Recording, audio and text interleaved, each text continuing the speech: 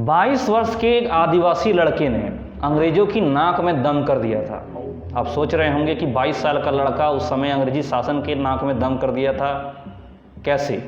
वो लड़का जो अपना अधिकांश बचपन अपने माता पिता के साथ एक गांव से दूसरे गांव में घूमने में बिताया, दरअसल वो लड़का छोटा नागपुर पठार क्षेत्र में मुंडा जनजाति का था और महज 22 वर्ष की कम आयु में ही वे अंग्रेजों की आंखों में इतना खटकने लगे थे कि उन पर अंग्रेजी शासन ने 500 रुपये का इनाम रखा था उस समय 1875 के समय।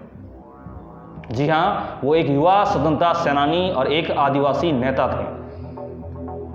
उन्हें 19वीं सदी के अंत में ब्रिटिश शासन के खिलाफ एक सशक्त विद्रोह के लिए याद किया जाता है, जिससे अंग्रेजी हुकूमत खार जाती थी। उनके सामने एक चट्टान था। बिहार और झारखंड के आदिवासी इलाकों में जन्मे और पले बढ़े इस महान शख्सियत के राष्ट्र आंदोलन को याद करते हुए ही वर्ष 2000 में उनकी जयंती पर, उनकी जन्मतिथि पर झारखंड राज्य की स्थापना की गई, झारखंड राज्य को बनाया गया था। नमस्कार, जोहार, मैं उमेश कुमार झा और मैं आज आपको जिस शख्सियत, जिस स्वतंत्रता सेनानी के बारे में बता रहा हूं, वो महान व्यक्ति जननायक बिरसा मुंडा हैं, जो भारतीय स्वतंत्रता संग्राम की पहली लड़ाई के महानायक थे, जिन्होंने आदिवासी समाज को संगठित करके आंदोलन के लिए उसे प्रेरित किया और जिससे आंदोलन की पृष्ठभूमि तैयार की गई और जिसे उनकी संघर्ष और वीरता के लिए भगवान की उपाधि दी गई है, जिसे आज भी इतिहास के पन्नों में हर जगह भगवान बिरसा मुंडा कहा जाता है। आज उनके बारे में मैं उनके जीवनी वीरता के गाथाओं के अलावा कई अनकहे और दिलचस्प बातें भी बताऊंगा। तो बने रहिए इस वीडियो के अंत तक मेरे साथ और जानिए पूरी रिपोर्ट, क्या है पूरी कहानी। बिरसा मुंडा को किसी परिचय की जरूरत नहीं है, फिर भी आपकी जानकारी के लिए मैं इस महान शख्सियत के बारे में शुरू से परिचय कराना चाहूंगा। बिरसा मुंडा का जन्म अड़की प्रखंड अंतर्गत उलीहातू गांव में 15 नवंबर 1875 को हुआ था। 15 नवंबर जो उनका जयंती, उनका जन्मदिवस माना जाता है। इसके पिता का नाम शुगना मुंडा और माता का नाम करमी था। बिरसा के पूर्वज चुटू मुंडा और नागू मुंडा थे। वे पुर्ती गोत्र के थे और वे रांची के उपनगर चूटिया में रहा करते थे। कहा जाता है कि चूटिया नाम, यहाँ की जगह का नाम, इन दो भाइयों के नाम से ही इस क्षेत्र का नाम छोटा नागपुर पड़ा और चूटिया में भी नाम पड़ा। चूटिया में अनेक वर्षों तक इनका समय बीता और काल क्रमानुसार इनकी जनसंख्या में वृद्धि हुई। परिणाम स्वरूप इन उपवंश के मुंडा अपने रहने के लिए क्षेत्र की खोज में निकल पड़े। वे खूंटी के मरंगहदा के पास तिलमा पहुंचे और वहां बस गए। वहां से फिर मांझिया मुंडा के नेतृत्व में आगे बढ़े और तमाड़ में उनके नाम से, उसी नाम से मांझीडी गांव की स्थापना की। मांझीडी से वे फिर आगे रंका और लाका मुंडा के नेतृत्व में अड़की प्रखंड के मुख्यालय से 10 किलोमीटर पश्चिम दुर्गम एवं पहाड़ी मार्ग पार करके पहाड़ की चोटी पर उलीहातू गांव बसाया। बाद में उलीहातू विकसित होकर एक बड़ा गांव के रूप में परिणत हो गया है। इसी गांव में लकारी मुंडा का जन्म हुआ था, जो बिरसा का दादा थे। बिरसा के पिता शुगना मुंडा का जन्म भी यहीं हुआ था और बिरसा पैदाइश एवं पैतृक गांव भी उलीहातू ही था। उलीहातू में ही उनकी पैदाइशी है और पैतृक गांव, पैतृक भूमि उलीहातू वही है। बिरसा के दादा लकारी मुंडा मूल रूप से उलीहातू ही थे और उनका विवाह चलकद में हुआ था और उसके 3 पुत्र हुए। उनमें बिरसा के पिता शुगना मुंडा का दूसरा स्थान था, यानी कि उनके पिता दूसरे बेटे थे। शुगना का विवाह आयु बहातू में डिवर मुंडा की सबसे बड़ी पुत्री करमी से हुआ। उनके 3 पुत्र और 2 पुत्रियां थीं, जिनमें से बिरसा का चौथा स्थान था। बिरसा चौथा बेटा था। बिरसा मुंडा के आर्थिक एवं सामाजिक जीवन की बात करें तो उलीहातू ग्राम में बिरसा वंशजों की आर्थिक स्थिति काफ़ी बिगड़ी हुई थी। उस समय भी काफ़ी बिगड़ी हालत थी, शुरू से ही रही थी। परिस्थिति से विवश होकर खेत में काम करने वाले मजदूरों या बटाईदार अथवा रेतों के रूप में काम की तलाश में बिरसा के पिता और माँ और चाचा पसना मुंडा उलीहातू छोड़कर बिरबांकी के निकट कुडुमदा चले गए। वहाँ से परिवार चंबा चली गई और फिर चलकद आए। चलकद में आकर वे गांव के मुंडा ब्रशिनके यहाँ शरण लिए और बिरसा के जन्म के बहुत दिन पहले ही उसके बड़े पिता कानू उल्हितू में ईसाई बन चुके थे। इनका मसीही नाम पौलुस था। बिरसा के पिता शुगना और उसके बेटे भाई फसना के बाम्बा में जाकर ईसाई धर्म स्वीकार कर लिया।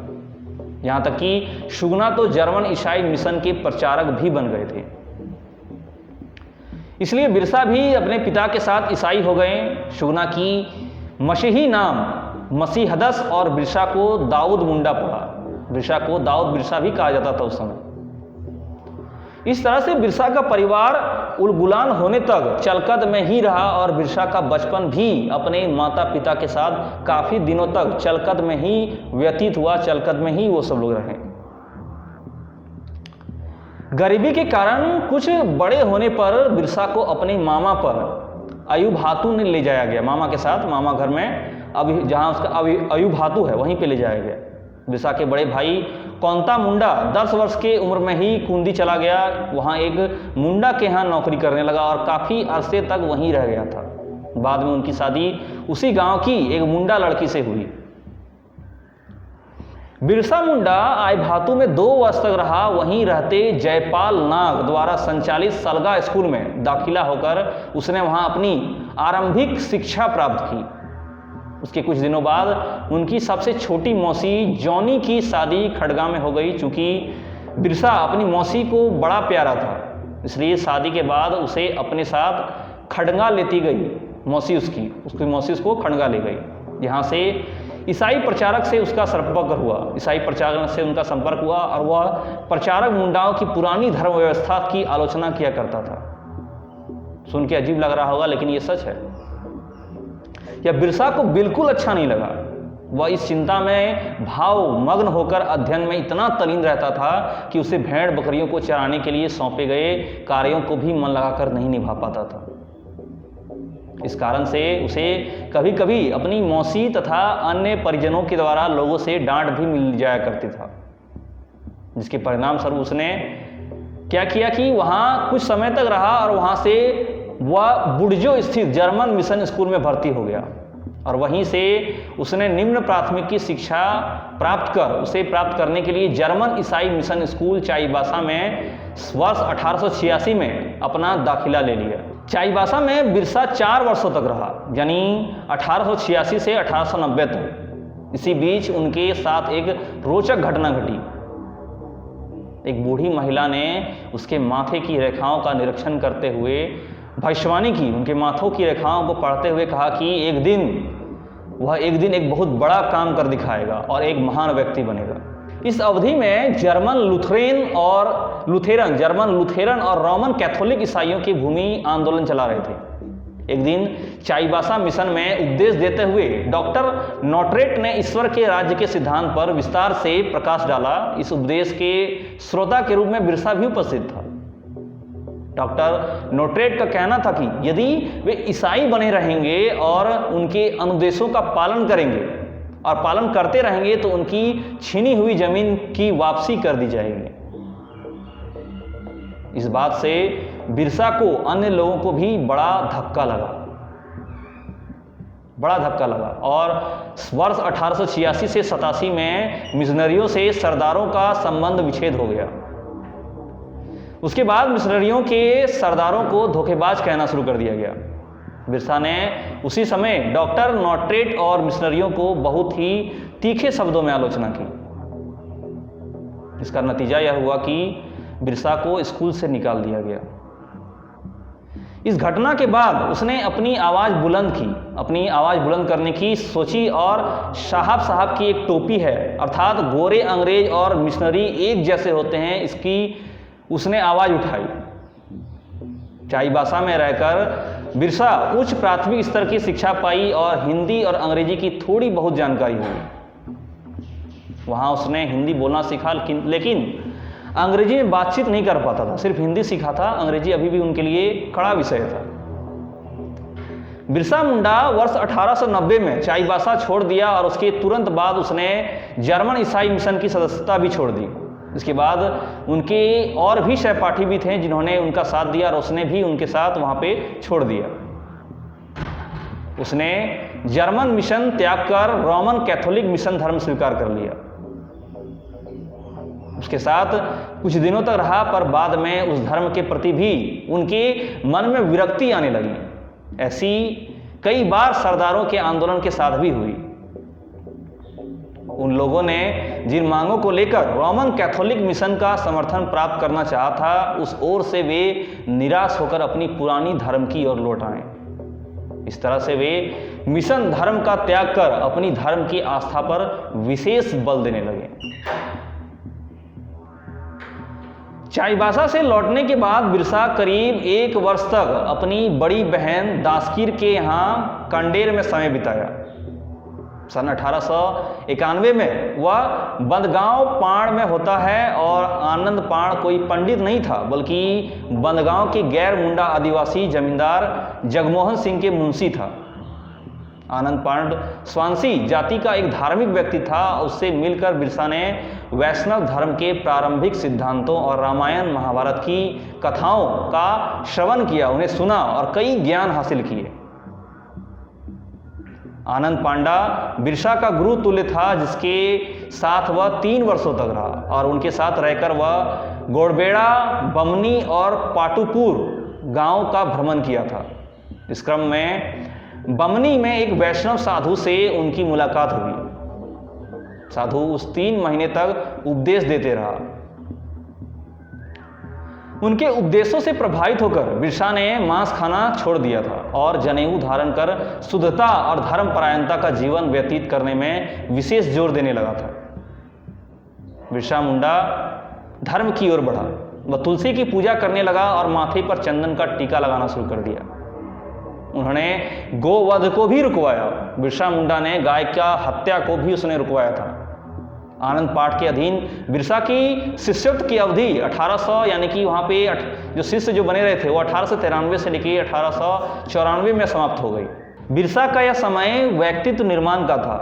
1894 तक में बिरसा बढ़कर एक बलिष्ठ और सुंदर युवक बन चुका था। ईसाई धर्म ने जो उसके चारों ओर एक प्रमुख शक्ति के रूप में उभर रहा था, उनके बचपन को एक विशेष सांचे में ढाला और इसके कारण ही उसे अच्छी स्कूल, अच्छी शिक्षा मिल पाई थी। बाद में वह ईसाई और वैष्णव धर्म की मिश्रित प्रभाव में आकर धार्मिक आंदोलन की ओर प्रेरित हुआ और सरदारों के भूमि संबंधी आंदोलन के अदम्य प्रभाव से बिरसा को मिशनरियों से भिड़ने तथा स्कूल छोड़ने के लिए बाध्य किया गया। बिरसा मुंडा ने सरदार आंदोलन का अनुसरण किया और आनंद पांड का साथ छोड़ दिया और बाद में वह वैन एवं भूमि संबंधी अधिकारों की मांगों को लेकर चल रहे सरदारी यानी आंदोलनों में विशेष रूप से भाग ले लिया, आंदोलन का हिस्सा बन गए। इस प्रकार बिरसा मुंडा का धार्मिक जीवन भी काफी रोमांचक और दिलचस्प रहा है और आगे भी कई प्रभावपूर्ण घटना देखने को मिली। बिरसा का जीवन एक सरदार की तरह व्यतीत हो रहा था। आंदोलन में हिस्सा लेने के बाद वह एक बिल्कुल सरदार की जीवन व्यतीत कर रहे थे। अंतर इतना था कि वह धार्मिक प्रभाव में रहता था। उनके जीवन में कई तरह की विलक्षण घटनाएं घटती रही और आगे चलकर वर्ष 1895 तक वे एक पैगंबर बन गया। बिरसा मुंडा एक पैगंबर बन गया। उसके बाद वह चोट लगे लोगों की बीमारियों को छूने मात्र से ठीक करने लगा। बिरसा मुंडा के बीमारियों को छूने मात्र से ठीक करने से सात्विक धर्म का सुतपात्र हुआ। वह मुंडाओं के बीच प्रचलित बोंगा एवं पूजा प्रथा का नफरत करने वाला लगा। बड़ी प्रथा का विरोध किया और एक नए धर्म का सृजन किया जिसे बिरसाई धर्म कहा जाता है। इतना होने के बावजूद भी बिरसा एक अधर्मी सा काम करने लगा था। कहा जाता है कि गरीबी हालत में बिरसा मुर्दे के साथ गाड़े गए गहने एवं पैसे चुराता था और उसे बाजार में बेचकर अनाज की व्यवस्था की थी। इस मामले में वह चोर पकड़ा गया और उसे धर्म बहिष्कार भी करा दिया गया। उसे बालू बिरसा अर्थात पागल बिरसा कहा जाने लगा। किंतु जल्द ही उनकी पुरानी प्रतिष्ठा वापस आई और उसकी धार्मिक अनुभूतियां परिपक्व हो गई। साल 1895 में बरसात के समय एक दिन उसे बिजली की कड़क के साथ सर्वोच्च प्रभु के दर्शन हुई। उससे भगवान का संदेश मिला। इस संदेशा का संबंध उसकी अपनी जनता की मुक्ति से था। यह बात सुनकर बिरसा के दर्शन के लिए लोगों की भीड़ जो है उमड़ पड़े, पूरा चलकत की ओर भीड़ उमड़ पड़ी। उन्होंने बिरसा को जनेऊ और काठ की खड़ाऊ पहने देखा, उनसे बातें की और उनकी चमत्कारिक कामों को देखकर लोगों को यह एहसास हुआ कि बिरसा को दुनिया की सभी शक्तियां प्राप्त हो गई। लोगों को एहसास हुआ कि बिरसा को दुनिया भर की लोगों की शक्ति प्राप्त है। उनके प्रवचन सुनते थे लोग और उसके साथ मिलकर ईश्वर की प्रार्थना करते थे। बिरसा चेचक और महामारी के समय बीमारों एवं पीड़ितों की सेवा करने लगा था। बिरसा की प्रार्थना में जिनको विश्वास था वे अच्छे हो जाते थे। एक चमत्कार से कम नहीं था उस समय। बिरसा मुंडा के राजनीतिक आंदोलन में योगदान की तो मिसाल बनी हुई है। बात करें उनकी राजनीतिक आंदोलन में योगदान की, तो अब तक बिरसा का आंदोलन केवल सुधारवादी सिद्धांतों के आधार पर चल रहा था, किंतु उनके भीतर आंदोलन की भीतर ईसाई मिशनरियों के विरुद्ध विरोध का स्वर था, क्योंकि बिरसा की ईसाई धर्म विरोधी रुख पर मिशनरी के अधिकारी क्षुब्ध थे। बिरसा आंदोलन धीरे धीरे स्वतंत्र जन आंदोलन के रूप में भी विकसित हो रहा था। इसमें सरदारों को शामिल होना महत्वपूर्ण था। साथ ही उन्हीं के प्रभाव के कारण आंदोलनकारी सरदार के रूप में उभरने की बिरसा की दमित आकांक्षा उभरकर सामने आने लगी। साल 1895 में निर्दोष और धार्मिक रंग लिए हुए आंदोलन की शुरुआत हुई। धीरे धीरे वह एक भूमि संबंधी राजनीतिक आंदोलन का स्वरूप ले लिया। इस परिवर्तन के पीछे सरदारों का बढ़ता प्रभाव काम कर रहा था। सरदार आंदोलन के प्रभाव से बिरसा के उपदेश का स्वर भी बदल गया।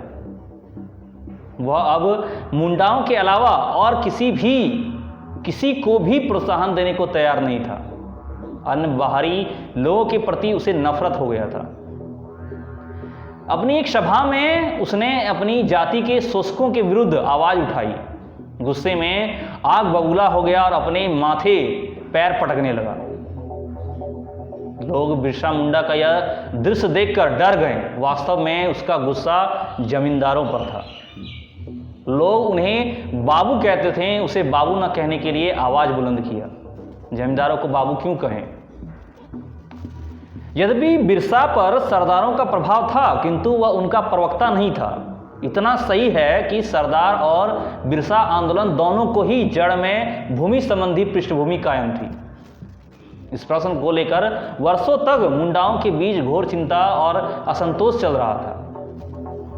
शुरू में सरदारों ने अंग्रेजों के प्रति और यहां तक कि छोटा नागपुर के राजा के प्रति भी निष्ठा प्रकट की थी।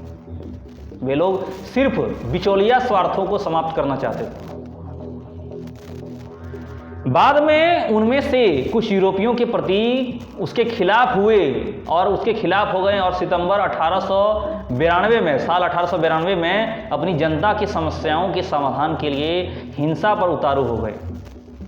पर उनके सामने कोई स्पष्ट और ठोस राजनीतिक कार्यक्रम नहीं था और ऐसा कार्यक्रम वर्ष 1895 में बिरसा ने पेश किया था।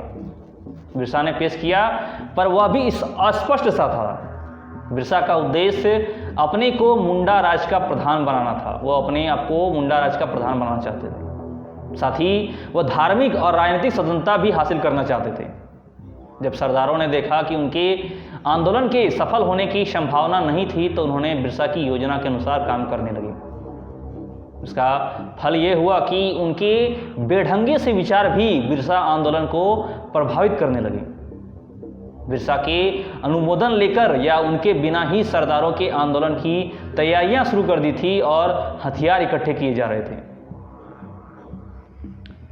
जबकि 24 अगस्त साल 1895 को विद्रोह छिड़ जाने की संभावना नहीं थी, पर शीघ्र ही छिड़ सकता था, यह तय सी बात हो गई थी।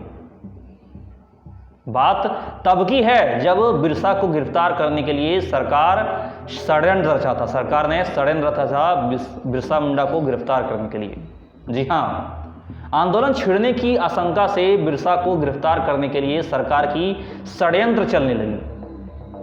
22 अगस्त साल 1895 तक सरकार ने बिरसा को गिरफ्तार करने का निर्णय नहीं लिया था और कमिश्नर चाहते थे कि या तो एक संदिग्ध पागल अथवा शांति भंग करने की आशंका उत्पन्न करने वाली कार्रवाइयों में लगे व्यक्ति के रूप में पकड़कर उसे लाया जाए बिरसा मुंडा को, या फिर जिला पदाधिकारियों की एक बैठक में बिरसा की गिरफ्तारी की योजना पर भी विचार हुआ। ये तो पहला था। दूसरा या तो ये योजना थी कि योजना के अनुसार भारतीय दंड प्रक्रिया दंडिता धारा 353 और 505 के अधीन वारंट निकाल के गिरफ्तारी का वारंट जारी करके निर्देशानुसार पुलिस को कहा गया था कि पुलिस पार्टी चलकत की ओर रवाना कर दी गई थी, क्योंकि उस वक्त बिरसा चलकत में ही था। पार्टी तीसरे पहर 3 बजे बंद गांव से 14 मील की दुर्गम रास्ते तय कर चलकत पहुंची और बिना किसी झंझट के बिरसा को गिरफ्तार कर लिया। बंदी बिरसा रांची में 4 बजे शाम को लाया गया था। उस दिन को 4 बजे शाम को उसे कमिश्नर के सामने पेश किया गया और शाम को करीब 7 बजे बिरसा को जेल ले जाया गया। उस पर मुकदमा चला।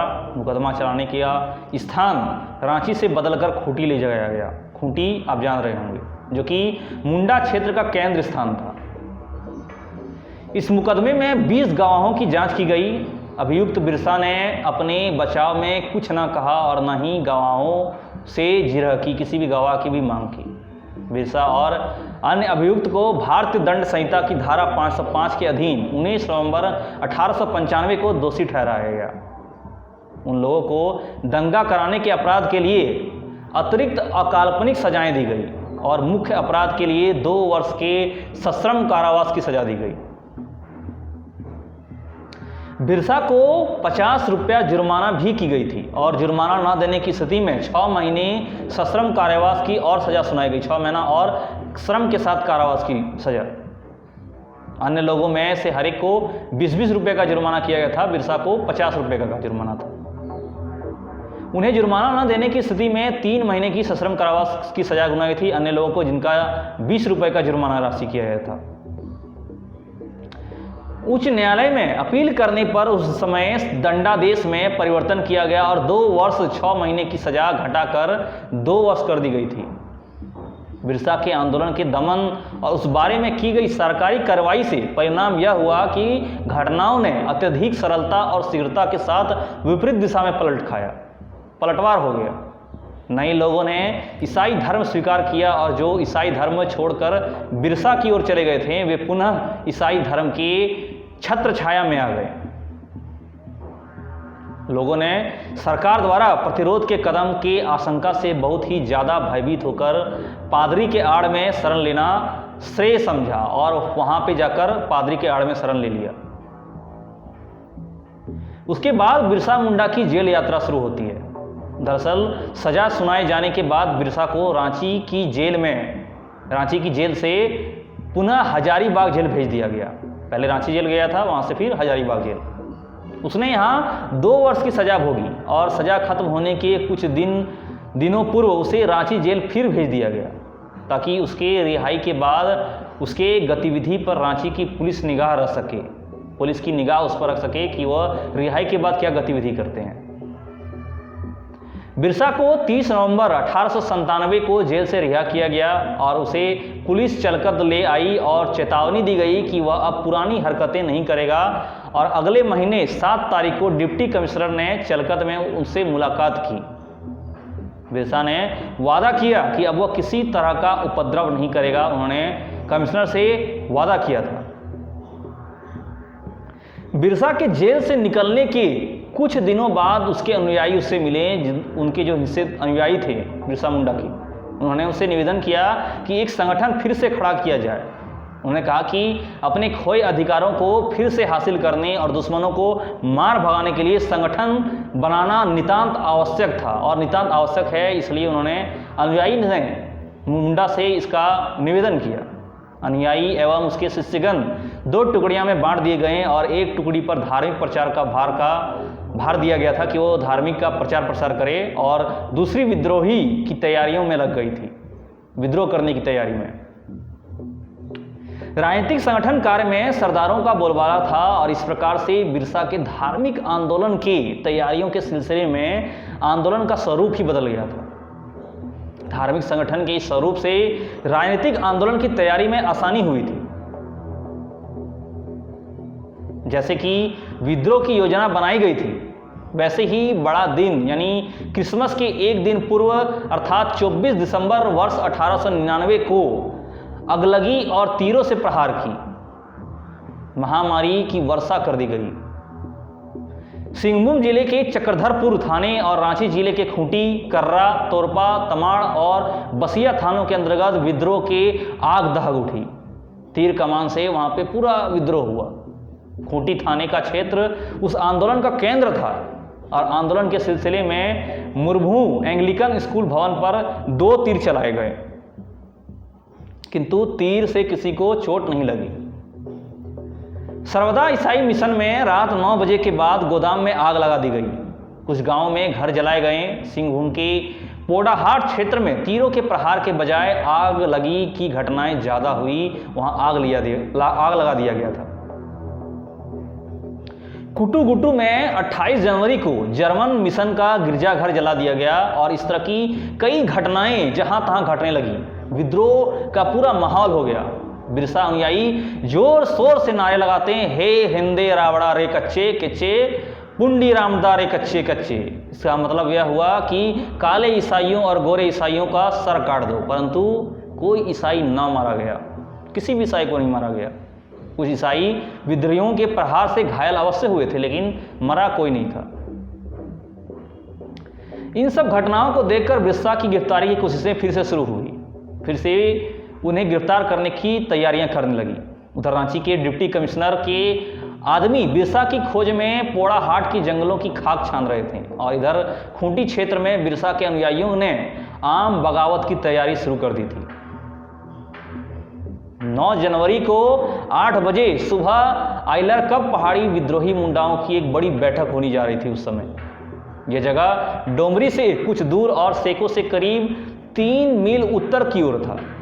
बैठक के लिए 25 दिसंबर वर्ष 1899 से ही विद्रोही बड़ी संख्या में तीर धनुष और मसाल लेकर सैल करब पहाड़ी पहुंचने लगे थे।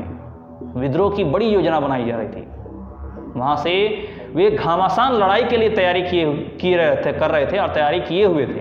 और यह खबर सुनते ही पुलिस कर्मी उन्हें गिरफ्तार करने के लिए उस पहाड़ी तक पहुंच गई। स्ट्रीटफील्ड ने विद्रोहियों को चेतावनी दी थी कि यदि उन्होंने तुरंत आत्मसमर्पण नहीं किया तो उन पर गोलियां चलाई जाएंगी। पर विद्रोही इसी तरह अड़े रहे, हिले नहीं और बिना भयभीत हुए विद्रोह का भाव के साथ उन्होंने चिल्लाकर जवाब दिया कि वे लड़ने के लिए पूरी तरह से तैयार थे। गोलीबारी शुरू हुई। इसका जवाब विद्रोहियों ने पत्थर और तीरों से दिया। गोली के बौछार से अनगिनत लोग मारे गए, जिसमें महिलाएं एवं बच्चे भी शामिल थे। मानो जैसे वहां खून की नदियां बह गई। बहुत से बच्चे अनाथ हुए, कई औरतें विधवा हो गई और कई सारा परिवार उजड़ गया। किंतु अंग्रेजों के खिलाफ किंतु वे अपने मैदान में डटे रहे, गोली का जवाब तीरों से देते रहे। विद्रोहियों में से बहुत कोई गिरफ्तार हुए और अंततः 3 जनवरी 1900 को बिरसा भी पकड़ा गया। बिरसा मुंडा भी 3 जनवरी साल 1900 को पकड़ा गया और उसे रांची जेल भेज दिया गया। 9 जून 1900 की सुबह 9 बजे अचानक उसकी मृत्यु जेल में हो गई। कहा जाता है कि उसकी मृत्यु हैजा की प्रकोप से हुई, ऐसा उसने वहाँ पे प्रशासन ने कहा। लेकिन संभावनाएं व्यक्त की जाती है और कई विद्वानों का कहना है कि उसे जहर देकर मार दिया गया था। एक रहस्यमयी मौत थी, अचानक कैसे कोई मर सकता है। इस तरह से छोटा नागपुर की धरती के इस वीर सपूत का अंतकाल हो गया। छोटा नागपुर काश्तकारी अधिनियम भी बिरसा मुंडा के जीवन का ही महत्वपूर्ण हिस्सा है। दरअसल बिरसा आंदोलन के परिणाम स्वरूप साल 1908 का छोटा नागपुर काश्तकारी अधिनियम बना और इस अधिनियम द्वारा एक शताब्दी से चली आ रही भूमि उपद्रवों की काली रात खत्म हो गई। इस प्रकार छोटा नागपुर में बिरसा आंदोलन ने जो तहलका मचा रखा था वह उस क्षेत्र के स्वतंत्रता पूर्व इतिहास की सारी अवधि तक गूंजती रही। छोटा नागपुर के सभी आंदोलनों के संदर्भ में एक विशिष्ट कि मुंडा राज्य और धर्म स्थापना की संभावना तथा परिवर्तन लाने के लिए उग्र साधनों की धारणा छीन मानी गई और ये छीन मानी जाए, किंतु क्षेत्रीय और राष्ट्र स्तर पर सामाजिक परिवर्तन के प्रतीक के रूप में बिरसा और उसके आंदोलन को मान्यता मिल चुकी है। बिरसा मुंडा की मृत्यु के संदर्भ में महाश्वेता देवी अपनी महान कालजयी उपन्यास में लिखती हैं, काल्यायनी उपन्यास जंगल के दावेदार में लिखती हैं कि बिरसा मुंडा मरा नहीं था, आदिवासी मुंडाओं का भगवान मर चुका था। अंग्रेजों को बिरसा मुंडा की मौत से बहुत खुशी हुई थी, मानो जैसे उसके सामने खड़ी पहाड़ जैसे, जिसे वो चट्टान पहाड़ जिसे वो हिला भी नहीं सका था, वो पहाड़ ढह गई हो, इतनी खुशी हुई थी उसे। कहा जाता है कि इस खुशी में ब्रिटिश सरकार ने साथ देने वाले अपने समर्थकों को भड़कीली पोशाक, तलवार तथा मोतियों की माला तक भेंट की थी। टिकारी के बहादुर खां को राजा बहादुर खां दिलवर जंग की उपाधि दे दी। पलामू के जमींदारों की बकाया यानी कि मालगुजारी माफ कर दी गई, बकाया मालगुजारी को माफ कर दिया गया। ठकुराई छत्रधारी सिंह, भवानी बख्शराय और ठाकुर बसंत सिंह को सालाना मालगुजारी में 240 रुपए की छूट दी गई थी। इस तरह बिरसा मुंडा ने जनजाति लोगों में अपने जीवन कार्यकाल में संघर्ष और बहादुरी से जनजाति लोगों में जिस तरह से एक नई चेतना फैलाई है, उससे लोग आने वाले दिनों में भी प्रेरणा लेते रहे हैं और लेते रहेंगे। आपको बता दूं, मौत के पश्चात बिरसा मुंडा की समाधि रांची के कोकर के निकट डिस्टिलरी पुल के पास स्थित है। वहीं उनका स्टैचू भी लगा है और उन्हीं की स्मृति में ही रांची में बिरसा मुंडा केंद्र कारागार तथा बिरसा मुंडा अंतर्राष्ट्रीय विमान क्षेत्र भी है। रांची एयरपोर्ट का नाम बिरसा मुंडा अंतर्राष्ट्रीय विमान क्षेत्र है और हर वर्ष उनके याद में 15 नवंबर को बिरसा मुंडा जयंती और 9 जून को उनकी पुण्यतिथि के रूप में उन्हें सत नमन किया जाता है। आज की इस खास पेशकश में, इस खास स्टोरी में इतना ही। हम आगे आपसे फिर मिलेंगे कुछ नई रोचक जानकारी के साथ। हमारे साथ आपका अंत तक बने रहने के लिए धन्यवाद। जय हिंद, जय भारत।